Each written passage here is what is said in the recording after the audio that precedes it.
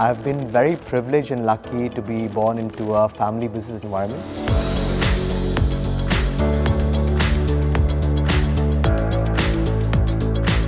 My name is Adel Sajan and I'm the Group Managing Director of Danube. My early childhood was very different from most other kids.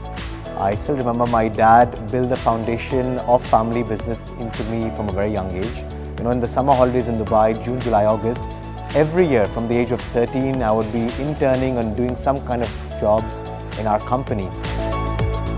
From the age of 13 to 18, I worked in different areas in the company, from marketing, sales, finance, purchase, warehousing, and then finally when I was 18, I got to sit in the chairman's office observing how my dad deals with different people and deals with different problems which come up and how he motivates the team to move forward with the vision of the company.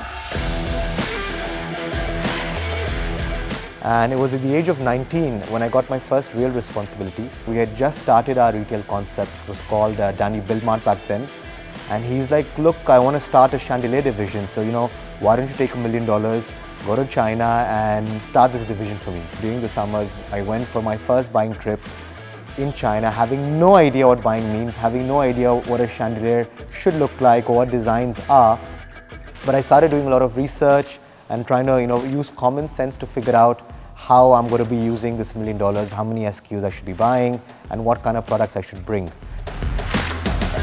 Going door to door, trying to figure out what the pricing is, what minimum order quantities are, what import duties mean, how packaging should be, by scratch. It's like how you throw somebody in the pool. So that was a very, very interesting experience.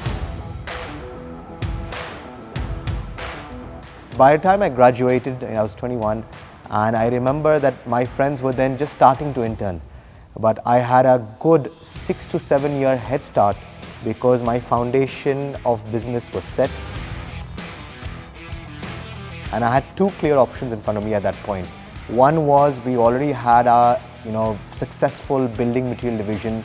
We were doing almost 1.5 billion turnover back then. And then on the other side, we had our newly founded retail division, which was maybe 3 years young, and we were doing a revenue of 100 million, so less than 10 times.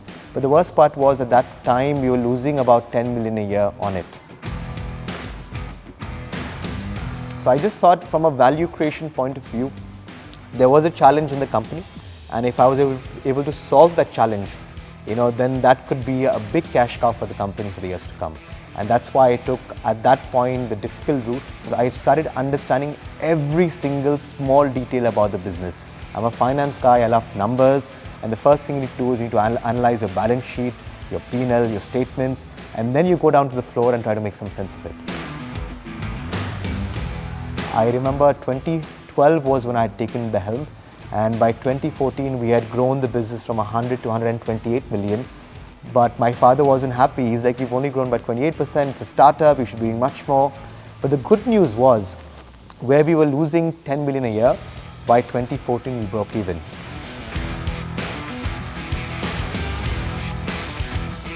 Earlier our brand was called Buildmart and our customers were more family customers, so I felt that the name was too hard.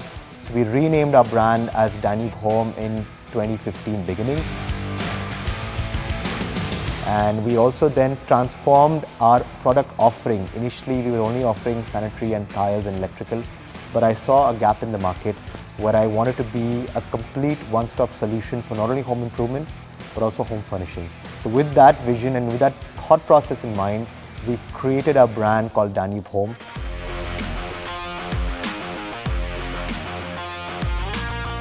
And on top of that, one thing which we created as our USP was our free interior designing service. Nobody in the market was doing that.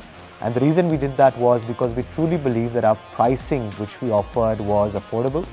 Our products were of good quality. And with those logics, Danube Home was born in 2015. As we started getting successful in our retail business, I wanted to see Danube Home not only as a regional player, but actually as an international name. You see, in Dubai, you will have thousands of brands that come from around the world to Dubai. I wanted to take a homegrown brand from Dubai to the world. When we started the retail business, again, we're the only home retailer in the region where you have pin to piano when it comes to home furnishing and home improvement. So with that same thought, we started our hospitality business. Dubai is a place that you're spoiled for choice. You have the best of hotels, you have the best of shopping malls, you have the best of restaurants. Then why, when Dubai, once has more than 400 events a year for sports, why don't they have even one single indoor facility that's top class? And with that thought, we started Danube Sports World. Danube Sports World, if you've not been, is the largest indoor sports facility in Middle East and Asia.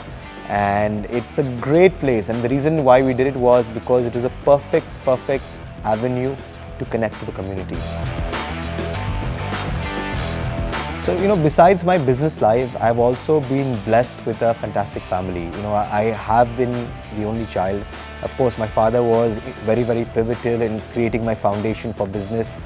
But my mom has also been there, nurturing me, teaching values of life. So I have to give a lot of regard because she gave a lot of attention to me, and that also played out on the kind of character that has been built into my personality. Moving forward, I was again lucky to be finding a wonderful wife called Sana, who's given me 3 beautiful children. And one thing I like about Sana is she's always pushing me, and she's made me the best version of myself. So I'm very happy to be having such a supportive family. So I'm so proud to say that today we complete 30 years of Danube Group. But with that being said, what got us here is not going to take us there. Today the world is changing at a hyper pace, much faster than it was 30 years ago. And with artificial intelligence coming in, with so many new technologies coming in, it's so important to always be relevant. Of course, my vision and my dream is to take the business for another 30 years and pass the family business to the next generation. But to do that, I think everybody has to be on their toes. Our entire company has to be forward-looking, and I'm already trying to inculcate that culture of forward thinking, of AI, and always keeping an eye of what are the new trends coming in.